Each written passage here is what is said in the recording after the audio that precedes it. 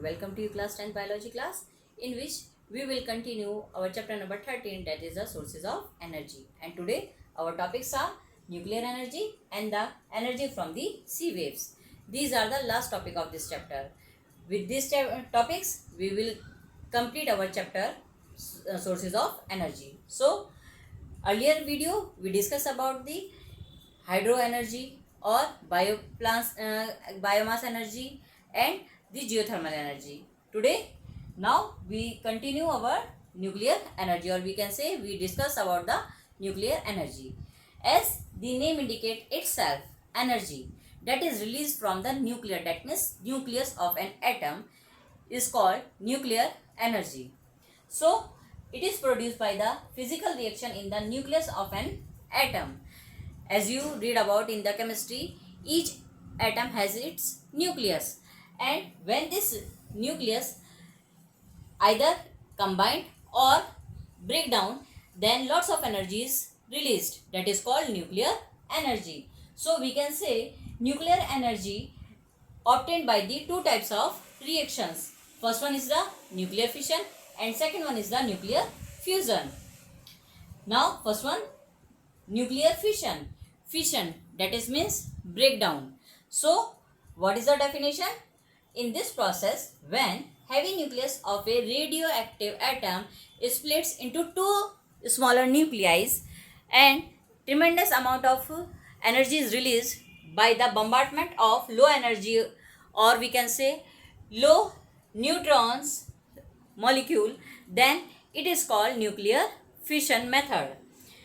For example, as you know about that, radioactive elements, what? Radioactive elements are, that means that release too much energy, like uranium and thromium. So here is the example of uranium. When uranium bombarded with the neutron, it splits into the two smaller nuclei, which ones are barium and the krypton. Then tremendous amounts of energy is released. Look here, uranium that has the atomic number 235, neutron molecule when bombardment on it, then two smaller nuclei are formed, which one? First one is the barium and second one is the krypton 89.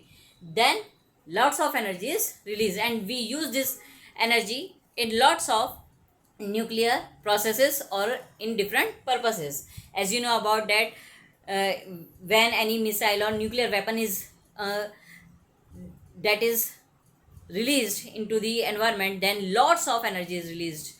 So uranium 235 is used as a fuel in nuclear reactor in the form of uranium rods. You read or listen this word uranium rods in many movies, especially in the Hollywood movies. So now what are the major plants of nuclear weapon power plants? First one is the Tarapur, Maharashtra. Second one is the Rana Pratap Sagar, that is the Rajasthan. Third one is the Kalpakkam in Tamil Nadu, and fourth one is the Narora in Uttar Pradesh. These are the important power plants. Now what is a nuclear fusion? Fusion that means joining, or we can say combine two molecules or two nucleus. Then this process is called nuclear fusion. For example, in this process, two nuclei of light atoms join together to form a heavy nucleus. Then this process is called nuclear fusion.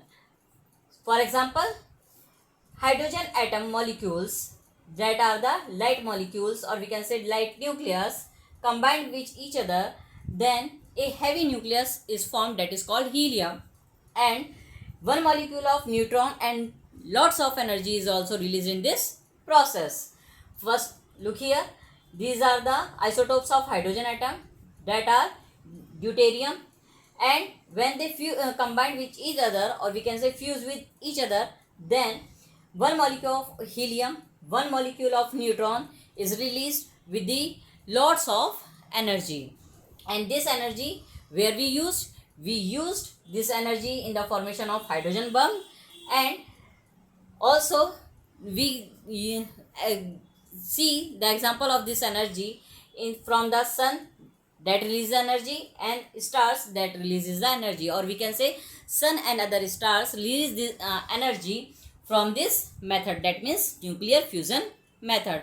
This question also asked from many competition level exams, that from sun and other stars release the energy by which process or by which phenomena, that is the nuclear fusion.